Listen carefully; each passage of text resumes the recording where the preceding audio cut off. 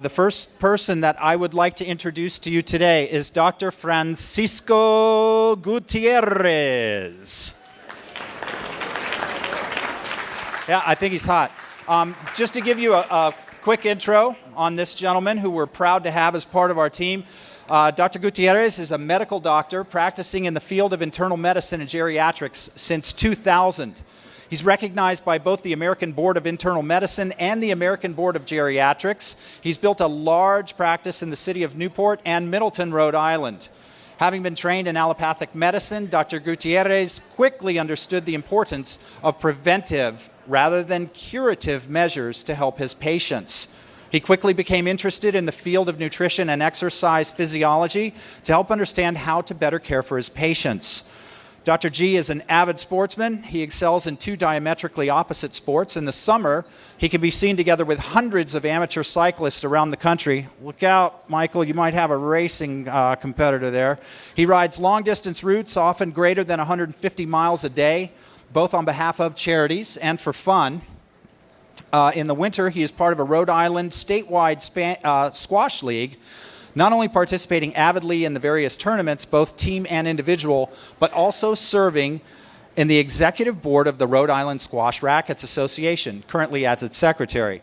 Finally, Dr. G was born in San Salvador, El Salvador, Central America.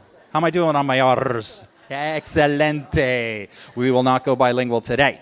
He's not only bilingual, but bicultural. He considers himself a bastion for the Hispanic community here in the United States and is determined to change the health and wealth of this community and others throughout the world.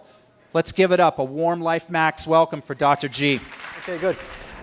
It's a pleasure for me to have made the trip, my first time in Hawaii, as they say it's supposed to be pronounced, to speak on behalf of this company and on this miraculous product.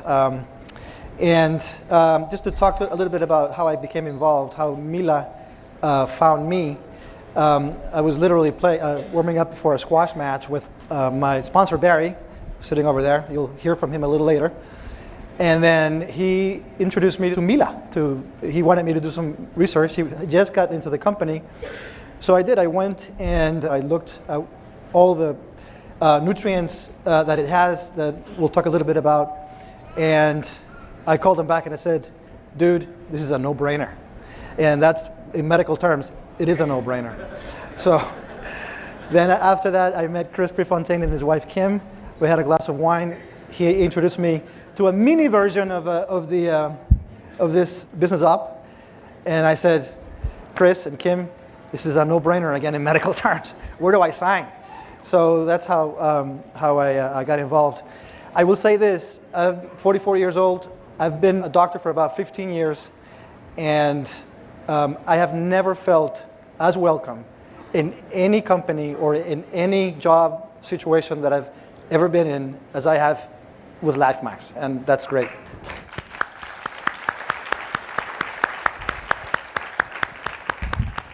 So I have some slides prepared. Just a brief history of chia. Again, Mila is a mix of the best chia that we can get. This was a staple of the Aztec diet 500 years ago. They harvested corn, beans, and amaranth and chia. But there's evidence that it may have been used as early as 3500 BC by the ancient Mayas. They considered it so important that they used it as a cash crop. Why it got lost through history? There's debate, but there's two key points here. We know that the Spanish didn't like it because the Aztecs used it as in their rituals, in the pagan religious rituals. But also there was an economic situation as well. Since it only grows in that corridor that we talked about, there was no real market for this seed in Europe. So they supplanted it with more traditional seeds like wheat, barley, etc. Interestingly, the Aztec diet from these four crops meets today's requirements for nutrition. In fact, scientific research has already established, and we'll talk about this a little bit, that the pre-Columbine diets before the conquest were superior to our present-day diet. I mean, that's, like, again, is a no-brainer. Unfortunately, what we call the Western diet, you'll have to forgive me a little bit. I'm pretty much a passionate man, and I sometimes make statements that come from the heart. And this statement is one of them. I truly believe with the Western diet, we're being poisoned systematically. And that's one of the reasons why I am so involved in this company, because I want to change the health and wealth of the world. So, chia now is emerging as a new food because it just offers an opportunity for all of us to become healthier. Now, the first concept that I want to introduce is a concept of a functional food. And what is a functional food? Functional food is a food that, besides its ability to provide nutrients, has the ability to promote health or prevent disease. Chia is one, if not the best, one of the best functional foods you can get anywhere. And mila is the best chia you can get anywhere, bar none. Okay, why? What attracted me to this as a physician was its content in omega-3s, and we talked a little bit about that. What are omega-3s? And Diane and Michael touched a little bit in the BizOp. Omega-3s are essential fatty acids. So throughout the history of the recent history of modern medicine, we have been taught or led to believe that fats are bad. That's not true. Not all fats are bad. In fact, omega-3s is a fat, and that's essential to life. What is essential? It means that you cannot live without omega-3s. It's that simple. Now, not all fats are created equal, and what happens is that in the Western diet, or the American diet, through the process of processing the food, a lot of key nutrients have been depleted from these processed foods, thereby altering what we talk about, the omega-6 to omega-3 ratio. The normal ratio should be the healthy ratio should be from 3 to 1 in favor of omega-3s. In the Western diet, we get a ratio of 10 to 1.